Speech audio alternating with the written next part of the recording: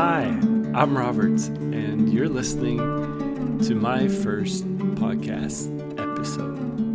And I'm going to make a series. Probably, I have like 8 to 10 episodes planned. And this episode will be like an introduction episode where I'll be talking about a little bit of who I am, the purpose for what I'm doing, my motivation, and a little bit about what this podcast is about. I'll introduce myself first. Like I said, I'm Robert, and I'm happily married. Been married for 18 years, and we have 4 children from the age of 4 to 14. And we live in Norway, in a little town here in Norway. So obviously, English is not my first language, but I hope you'll bear with me, because I aim to speak in English. But first and foremost, this series is a product of stuff that I've been writing down.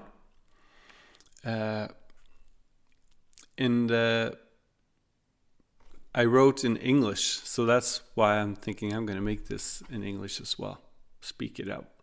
I was thinking that I'll use what I've written as a manuscript, and I have like 8 maybe different sections that I'll divide in each episode. And first, I'll tell you a little bit about myself. I'm 42 years old, and after school, like high school, I became an electrician, and I've been an electrician for 20 years. And after that, I went back to school, and I went to university and took a degree in sociology. And right after that, I continued on with a master's degree in social science. And that is kind of the schooling I did. And now I work as an environmental therapist at a youth institution, like a social worker. And that's kind of a little bit about my background. And as you probably figure out, you'll understand further on anyway, that these episodes are probably a little bit of product of my experience and my schooling. Because I've decided to call this podcast Faith and Society. And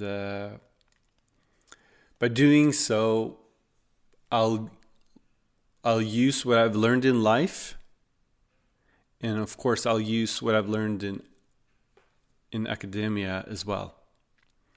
And I'll try to explain how I think or my plans of speaking, because I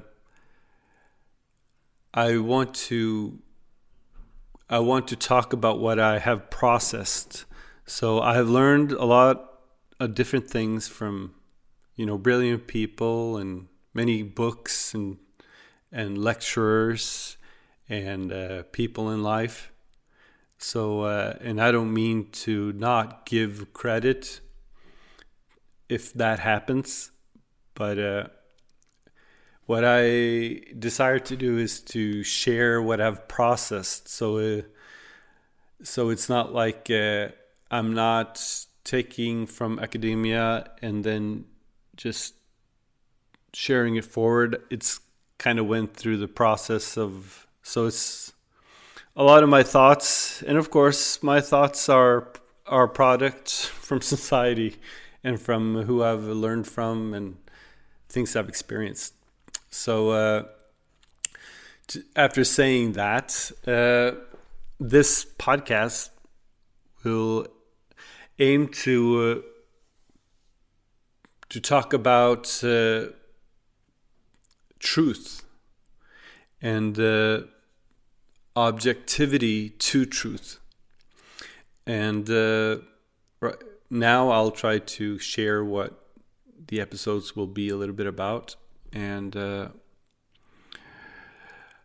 I want to point out that we as individuals or humanity, we have a commonality in the society, in the way we experience life.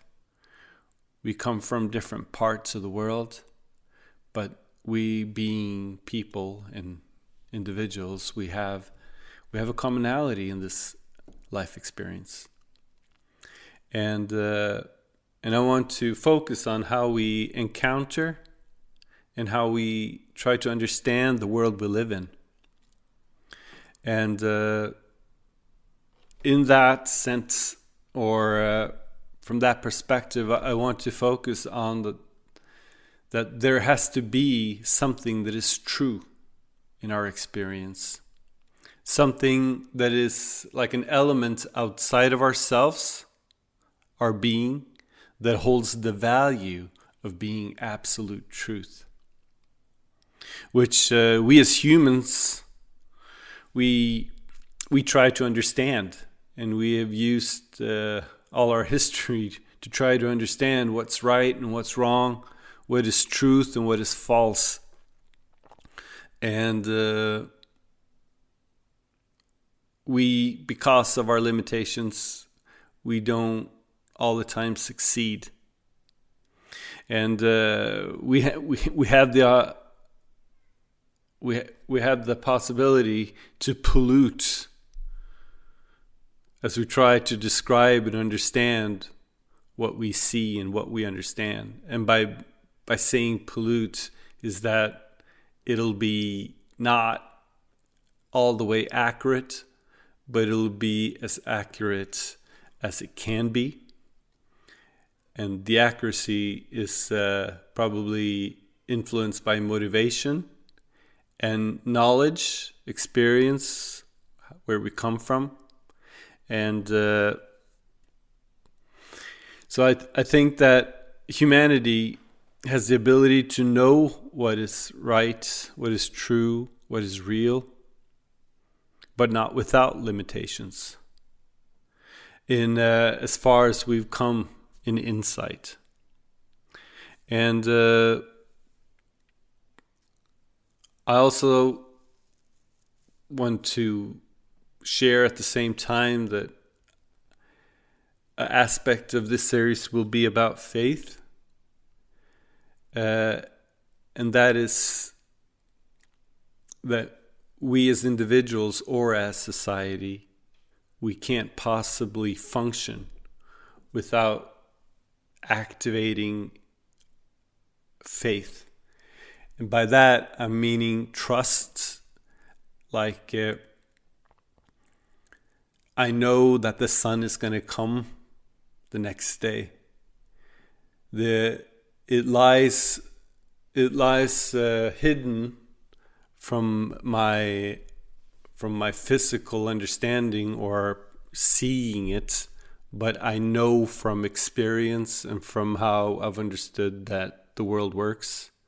I know that when I go to work, the work is going to be there, the workplace is going to be there, my colleagues are going to be there.